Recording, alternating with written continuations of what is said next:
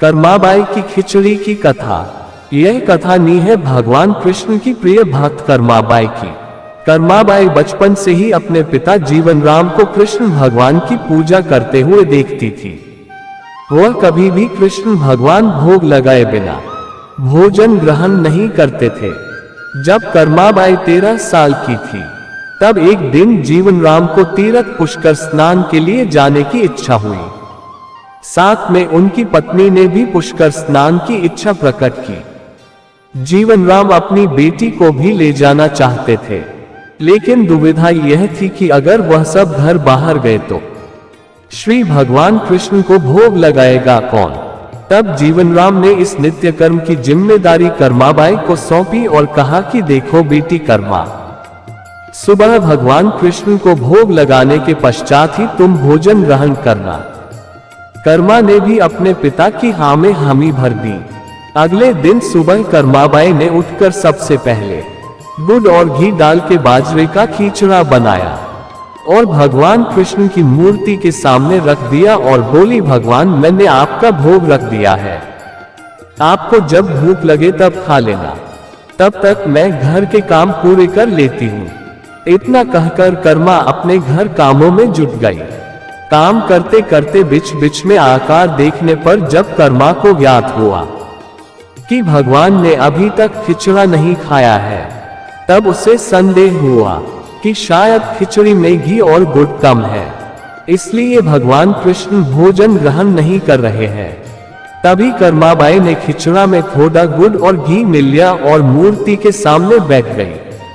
वह बोली, भगवान मेरे पिताजी जब खिलाते हैं तब तो आप खा लेते हो, तो अब क्यों नहीं खा रहे? और अभी तो पिताजी बाहर गए हैं, उन्हें आने में बहुत दिन लगेंगे, तब तक आपको भोग लगाने की जिम्मेदारी मुझे दी गई है, इसलिए जब तक आप भोजन नहीं खाएंगे मैं भी कुछ नहीं खाऊंगी। इस तरह जिद पर अड्डी नन्ही कर्मा की प्यारी बातों से कृष्ण भगवान का सिंहासन डोल गया और फिर मूर्ति में से आवाज आई, बेटी कर्मा तुमने पर्दा तो किया ही नहीं, तो मैं भोजन कैसे ग्रहण करूं? तब कर्माबाई ने मूर्ति के आगे अपनी चुनरी का पर्दा किया और कुछ ही समय में कृष्ण मूर्ति के सामने रखी खिचड़ी की थाली खाली हो गई। अब कर्मा रोज सुबह सबसे पहले कृष्णा को बाजरे का खिचड़ा खिलाती और बाद में खुद भोजन ग्रहण करती। कुछ दिनों बाद घर लौटने पर कर्मा के माँ बाप भी कृष्ण की लीला देखकर दंग रह गए। इस तरह कर्माबाई ईश्वर कृष्ण की निस्सीम भक्त बन गई। अपने जीवन के अंतिम दिनों में कर्माबाई भगवान जगन्नाथ की नगरी जगन्नाथपुरी में एक कुटिया में बस गई थी। वहां पर एक दिन कर्माबाई की कुटिया के सामने एक तेजस्वी कांति वाला बालक आया और उसने कर्माबाई से कहा, मुझे भूख लगी है, मां खाना दो। उस वक्त भी कर्मा अपने भगवान कान्हा को खिचड़ा का भोग लगा रही थी। कर्मा ने उस बालक को भी खिचड़ा खिलाया। उसके बाद से वही बालक हर रोज कर्मा के हाथ का खिचड़ा खाने आता था। यह सिलसिला कई वर्षों तक चलता रहा।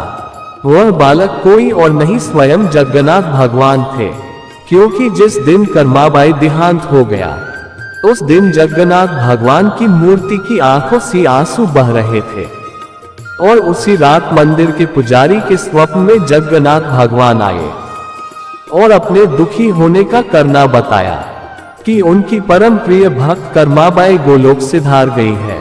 मैं रोज सुबह उसके हाथ की खिचड़ी खाता था, अब मुझे खिचड़ी कौन खिलाएगा? अगले दिन से मंदिर के पुजारियों ने निर्णय लिया, भगवान को रोज बाजरे के खिचड़ा को भोग लगेगा और उस भोग का नाम दिया गया कर्माबाई की खिचड़ी। आपको हमारो वीडियो पसंद आयो हो तो वीडियो शेयर करें, लाइक करें और हमारी चैनल को सब्सक्राइब करें। जय हिंद।